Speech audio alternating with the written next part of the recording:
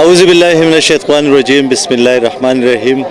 خبا قاعده افتتاح زد د ګډانو نکومه څنګه چې تاسو ته پته و چې زمونږ چیف منسٹر او عمران خان هغه صرف خلکو لا چرګې او هګۍ ورکړې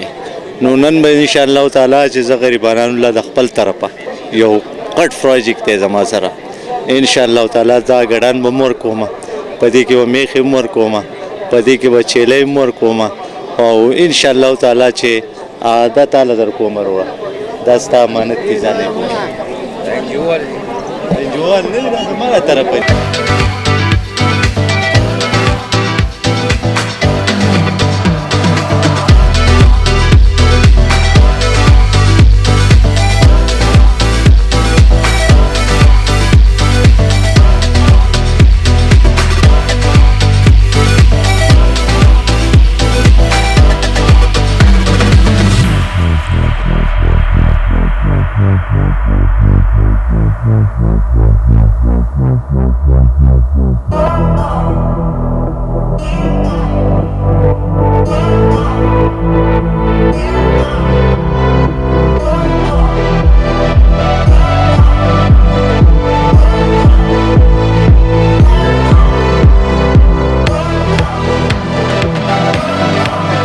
سپین خان موږ له ګډان راکړو ډېره مهرباني موږ له خو داسې لیډر پکار چې په میله کې مې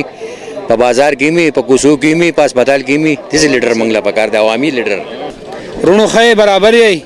موږ سره خو عمران خان د چرګو د اګو او د چرګو وعدې کړې وې خو موږ له خو د عمران خان سپین خان ښه دی موږ له سخي واغېستله او غواګانې راله واغېستې او موږ د ده ډېر شکرګزار یو او سپین خان دی الله پاک چرته کې نه خرابوي ځکه چې ډېرې پاکې خبرې دي موږ د سپین خان ډېر شکریه ادا کوو چې د میلې ته راغی او عمران خان چرګې ورکوي هګۍ ورکوي او سپین خان موږ له ګډان بیزې دا راکوي او موږ سپین خان منو اورې سپین خان زنده باد دا ډېره مهرباني منله موږ خو عمران خان ډېر دغه کامیاب ګڼلو چې موږ اوټ وله ورکو اوټ خو موږ د دې لپاره ورکو چې دی به مهنګایي لکه کمه راولي هغه خو یو شیز ټماټر 400 ته خېجول یو شیز 400 مهنګایي تیزه کړې ده د سپین خان چرګې خو داسې حساب اول خو د کورونو حساب کتاب چې 500 روپۍ به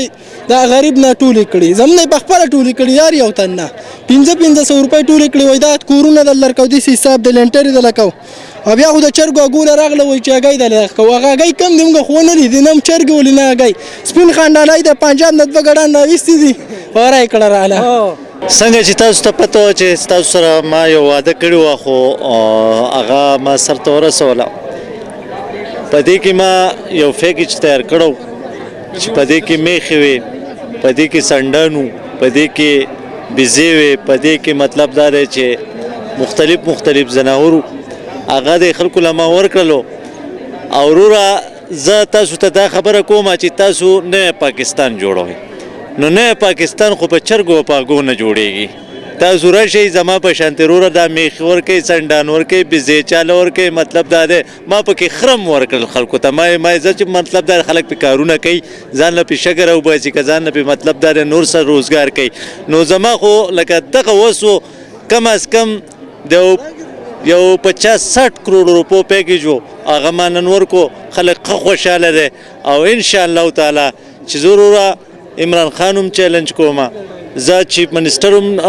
چیلنج کومه چې تا صرف هګۍ او چرګې ورکړې وه چرګې دې کړکې ختلې وې او ان شاء الله تعالی ما چې کوم پیکیج ورکو دا ته په خوب کې م ورنه کې په خوب کې م ورنه کې زما د دې پیکیج مقابله وکړه که تړ دبه کې او که مطلب دا دی که تاسو لکه صرف په چرګو او په هګو باندې د چا څه کېږي زما په شانتې سم پیکیج ورکړه لکه تا نه ما څو ګډان درکړو